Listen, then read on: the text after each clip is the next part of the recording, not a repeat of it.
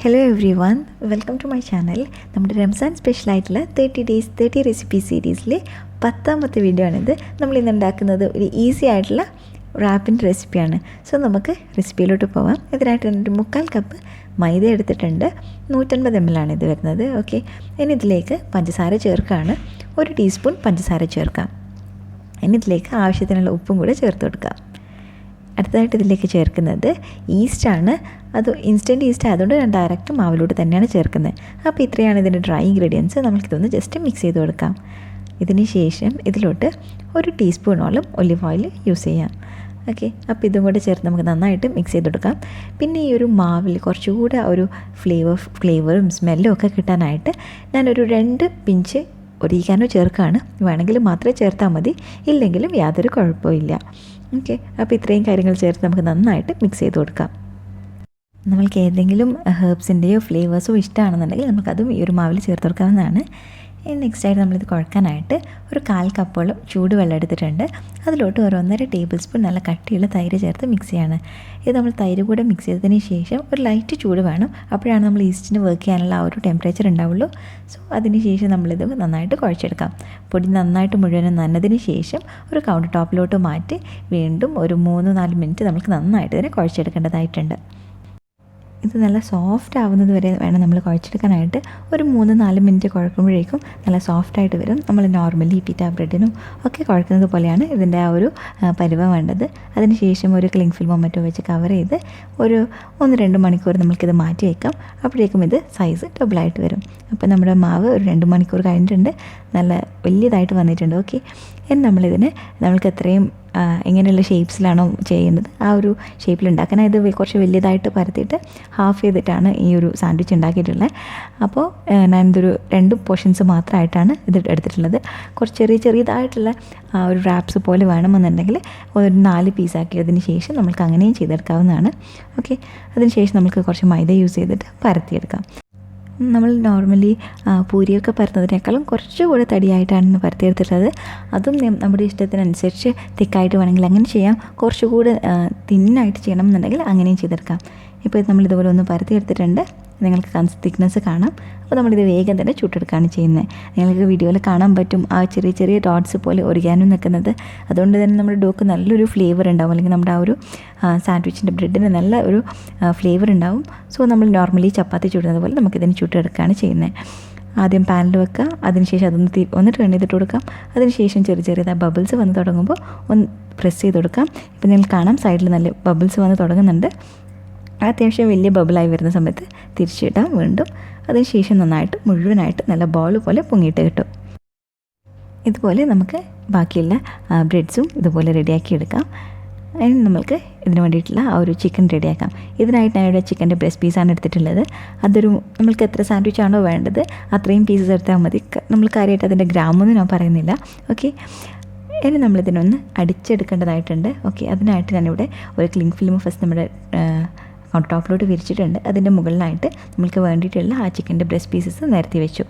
അതിനുശേഷം വീഡിയോയിൽ കാണുന്നത് പോലെ കൈ വെച്ചതിന് ശേഷം ഇതിൻ്റെ മുകളിൽ ഒരു ലെയർ കൂടെ പ്ലാസ്റ്റിക് റാപ്പ് വിരിക്കുകയാണ്.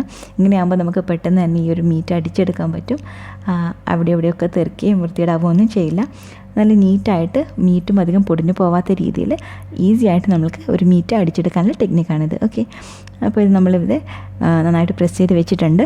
ഇനി നമ്മുടെ മീറ്റ് ഹാമർ ഉണ്ട് എന്നുണ്ടെങ്കിൽ നമുക്കത് വെച്ചിട്ട് ഇതിനെ അടിച്ചെടുക്കാം. അല്ല എന്നുണ്ടെങ്കിൽ ഞാൻ ചെയ്യുന്നത് പോലെ ഒരു റോളിംഗ് പിന്ന് വെച്ചിട്ട് ചെയ്തെടുക്കാം. ഇത് നമ്മൾ 2 ഡയറക്ഷൻസിലോട്ട് വേണം ചെയ്തെടുക്കാനായിട്ട്, അല്ലെങ്കിൽ നമ്മുടെ ചിക്കൻ്റെ പീസ് പൊടിഞ്ഞു പോകാനുള്ള സാധ്യതയുണ്ട്. ആദ്യം ഒരു ഡയറക്ഷനിലോട്ട് അടിക്കുക, പിന്നെ മറ്റൊരു ഡയറക്ഷനിലോട്ടേക്കും കൂടി അടിക്കുക. ഓക്കെ, അങ്ങനെ നമ്മളെല്ലാം ഇവിടെ നന്നായിട്ട് അടിച്ചെടുത്തിട്ടുണ്ട്. ഇനി ഇതൊക്കെ നമുക്കൊരു പാത്രത്തിലോട്ട് മാറ്റാം. ഇനി ഇതിലേക്ക് വേണ്ട മാരിനേഷനായിട്ട് ഞാൻ ആദ്യം മുളക് പൊടി, ഉപ്പ്, പെപ്പർ പൗഡർ ഇത്രയും കാര്യങ്ങൾ മാത്രമേ ചേർത്തിട്ടുള്ളൂ. പിന്നെ കുറച്ചുകൂടെ ഒന്ന് ടേസ്റ്റ് ആവാനായിട്ട് ഒരു 1/2 ടീസ്പൂൺ ഗാർലിക് പേസ്റ്റ് ചേർക്കാം. 2 അല്ലി വെളുത്തുള്ളി ചതച്ചിട്ടതാണിത്. ഓക്കെ, അപ്പോൾ ഇത്രയും കൂടി ചേർത്തതിന് ശേഷം നമ്മൾക്കിതിനെ നന്നായിട്ട് മസാജ് ചെയ്ത് പിടിപ്പിക്കാം. 2 സൈഡിലും ഇതിൻ്റെ ആ മസാല എത്തുന്നത് എന്നുള്ളത് ഒന്ന് കൺഫേം ചെയ്തിട്ട് നന്നായിട്ട് തേച്ച് പിടിപ്പിക്കാം. ഓക്കെ, അതിന് ശേഷം നമ്മൾക്കിതൊരു 10 മുതൽ 30 മിനിറ്റ് വരെ ഇത് മാരിനേറ്റ് ചെയ്യാനായിട്ട് മാറ്റി വയ്ക്കാം. 30 മിനിറ്റിന് ശേഷം ഞാനിവിടെ ഒരു മുട്ടയിൽ 2 ടേബിൾ സ്പൂൺ കോൺഫ്ലവർ മിക്സ് ചെയ്ത് വെച്ചിട്ടുണ്ട്. പിന്നെ കുറച്ച് ബ്രെഡ് ക്രംസും എടുത്തിട്ടുണ്ട്. ഇനി ഈ ഒരു മുട്ടയും കോൺഫ്ലവറും കൂടി മിക്സ് ചെയ്തതിലേക്ക് നമ്മുടെ ചിക്കൻ മാരിനേറ്റ് ചെയ്ത് ഒന്ന് ഡിപ്പ് ചെയ്തെടുക്കാം. അതിനുശേഷം ബ്രെഡ് ക്രംസിലിട്ട് നന്നായിട്ട് 2 സൈഡിലും കോട്ട് ചെയ്തെടുക്കാം. നമുക്ക് ബ്രെഡ് ക്രംസിന് പകരം വേണമെന്നുണ്ടെങ്കിൽ സിംഗർ സ്റ്റൈലിൽ ചെയ്തെടുക്കാം. അങ്ങനെയുള്ളത് ഞാൻ ഓൾറെഡി ഒന്ന് റെസിപ്പി ചെയ്തിട്ടുണ്ട്. നമ്മുടെ പിസ്സ ബർഗറിൻ്റെ റെസിപ്പിയിൽ എങ്ങനെയാണ് ഒരു സിംഗർ സ്റ്റൈലിൽ ബർഗർ പാറ്റീസ് ഉണ്ടാക്കുക എന്നുള്ളത് കാണിച്ചിട്ടുണ്ട്. ഓക്കെ, അപ്പോൾ ഒരു മീഡിയം ലോ ഫ്ലെയിമിൽ വെച്ച് നമുക്ക് ഈ ഒരു ചിക്കനെ ഫ്രൈ ചെയ്തെടുക്കാം. ഒരു 2 മുതൽ 3 മിനിറ്റ് വരെ നമുക്കിത് ഫ്രൈ ചെയ്തെടുക്കേണ്ടതായിട്ടുണ്ടാകും. ഓക്കെ, അപ്പോൾ ഇത് നമ്മുടെ ചിക്കൻ ഏകദേശം ഇവിടെ ഫ്രൈ ആയി വന്നിട്ടുണ്ട്. ഇതുപോലെ എല്ലാ ചിക്കൻ്റെ പീസസും ഫ്രൈ ചെയ്തെടുക്കാം. അപ്പോൾ ഇത് നല്ല ബ്യൂട്ടിഫുൾ കളറിൽ കിട്ടിയിട്ടുണ്ട്. അപ്പോൾ ഇനി നമുക്കിതേ വേണ്ടിയിട്ടുള്ള ബർഗർ സോസസ് ഉണ്ടാക്കാം. അതിനായിട്ട് ഞാനിവിടെ ഹോം മെയ്ഡ് മയനൈസ് ആണ് ഫസ്റ്റ് ഉണ്ടാക്കുന്നത്. അതിനായിട്ട് ഞാനൊരു മുട്ട, ഒരു അല്ലി വെളുത്തുള്ളി, ഒരു ടീസ്പൂൺ വിനേഗറും കൂടെ ചേർത്തിട്ടുണ്ട്. പിന്നെ ഇതിലേക്ക് ഏകദേശം ഒരു 1/2 കപ്പോളം ഓയിൽ ഒഴിച്ചു കൊടുത്തിട്ടുണ്ട്. അതിനുശേഷം നമ്മൾ മിക്സ് ചെയ്തതിന് ശേഷം അതിൻ്റെ കൺസിസ്റ്റൻസി തിക്കായിട്ടുള്ള കൺസിസ്റ്റൻസി കിട്ടുന്നത് വരെ ഓരോ സ്പൂണ് ഓയിൽ വെച്ച് വീണ്ടും മിക്സ് ചെയ്തതോടെ ഇരിക്കുക. അപ്പോൾ നമ്മൾക്ക് വേണ്ട കൺസിസ്റ്റൻസി എത്തിയതിന് ശേഷം കുറച്ച് ആവശ്യത്തിനുള്ള ഉപ്പും കൂടെ ചേർത്ത് വീണ്ടും ഒന്ന് നന്നായിട്ട് മിക്സ് ചെയ്തെടുക്കാം. അതിനുശേഷം വേണമെന്നുണ്ടെങ്കിൽ നമ്മൾ കുറച്ചുകൂടെ ഓയിൽ ചേർത്ത് കൊടുക്കാം. ഓക്കെ, അപ്പോൾ നമ്മുടെ നെക്സ്റ്റ് സോസ് ഉണ്ടാക്കാനായിട്ട് ഞാനിവിടെ കുറച്ച് പെരി മയോ എടുത്തിട്ടുണ്ട്. അത് വേണമെങ്കിൽ മാത്രം എടുത്താൽ മതി. ഓക്കെ, അതില്ലെങ്കിലും കുഴപ്പമൊന്നുമില്ല. അതിലോട്ട് ഒരു 1/2 ടീസ്പൂൺ കയൻ പെപ്പർ ചേർത്തിട്ടുണ്ട്. അതില്ലെങ്കിൽ സാധാരണ കുറച്ച് മുളക് പൊടി ചേർത്താൽ മതി. അതിലേക്ക് ഗാർലിക് പൗഡർ ചേർത്തിട്ടുണ്ട്. പിന്നെ കുറച്ച് ചില്ലി ഫ്ലേക്സും കൂടി ചേർത്ത് കൊടുത്തിട്ടുണ്ട്. ഇതിലോട്ട് നമ്മൾ നേരത്തെ റെഡിയാക്കി വെച്ചിട്ടുള്ള നല്ല തിക്കായിട്ടുള്ള മയനൈസിൽ നിന്നും ഒരു 2 മുതൽ 3 ടേബിൾ സ്പൂൺ വരെ നമുക്കിതിലേക്ക് ചേർത്ത് കൊടുക്കാം. അതിനുശേഷം ഇതും കൂടെ ചേർത്ത് നമുക്ക് നന്നായിട്ട് മിക്സ് ചെയ്യാം. നമ്മൾക്ക് ഈ ഒരു 2 സോസസ് തന്നെ ഈ ഒരു സാൻഡ്വിച്ചിൽ വേണമെന്ന് യാതൊരു നിർബന്ധമില്ല. നിങ്ങൾക്ക് ഇഷ്ടമുള്ള ഏത് സോസസിൻ്റെ മിക്സും നിങ്ങൾക്കിതിലേക്ക് യൂസ് ചെയ്യാം. ഓക്കെ, അപ്പോൾ ഇത് നമ്മുടെ രണ്ടാമത്തുള്ള ആ ഒരു സ്പൈസി മയോ സോസും കൂടെ റെഡി ആയിട്ടുണ്ട്.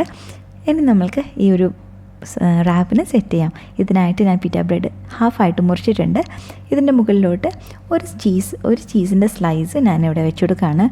ഇതിന് ആ ഒരു ഗ്രിൽഡ് എഫക്റ്റ് കിട്ടാനായിട്ട് ഞാനൊരു ബ്യൂട്ടൈൻ ഗണ്ണ് വെച്ചിട്ട് ഇതിനെ ഒന്ന് ചൂടാക്കിയെടുക്കുകയാണ്. ഇത് ചെയ്യണമെന്ന് യാതൊരു നിർബന്ധമില്ല. ഇങ്ങനെ ചെയ്യുന്നില്ല എന്നുണ്ടെങ്കിൽ വേണമെന്നുണ്ടെങ്കിൽ നമുക്ക് ആ ഒരു ഗ്രിൽ പാനിൽ വെച്ചിട്ട് ഇതൊന്ന് ചൂടാക്കിയെടുക്കുകയും ചെയ്യാം. ഓക്കെ, അപ്പോൾ നമ്മുടെ ചീസിന് ഒരു മെൽറ്റഡ് എഫക്റ്റ് കിട്ടിയിട്ടുണ്ട്. നെക്സ്റ്റ് ആയിട്ട് ഞാൻ ഇതിന് മുകളിലായിട്ട് കുറച്ച് ലിറ്റ്യൂസ് വെച്ചിട്ടുണ്ട്. പിന്നെ ഒരു സ്ലൈസ് ടൊമാറ്റോയും കൂടെ വെച്ചിട്ടുണ്ട്. പിന്നെ നമ്മുടെ ചിക്കൻ ഫ്രൈ ചെയ്തത്, പിന്നെ നമ്മൾ ഓൾറെഡി റെഡിയാക്കി വെച്ചിട്ടുള്ള 2 സോസസും ഇതിന് മുകളിൽ സ്പ്രെഡ് ചെയ്യാണ്. ഞാൻ ഫസ്റ്റ് വൈറ്റ് സോസ് നമ്മുടെ നോർമൽ മയോ സ്പ്രെഡ് ചെയ്തു. അതിന് ശേഷം നമ്മൾ സ്പൈസി സോസും ഇവിടെ തേച്ച് കൊടുത്തിട്ടുണ്ട്. ഇതിൻ്റെ മുകളിലായിട്ട് ലാസ്റ്റ് ലെയറായിട്ട് ഞാൻ സ്രാച്ച് ചേർക്കുന്നുണ്ട്. ഇതിന് പകരം നമുക്ക് ടൊമാറ്റോ കെച്ചപ്പ് വേണമെങ്കിൽ അങ്ങനെയും ചേർത്ത് കൊടുക്കാം. അപ്പോൾ ഇത് നമ്മുടെ അടിപൊളി സാൻഡ്വിച്ച് ഇവിടെ റെഡി ആയിട്ടുണ്ട്.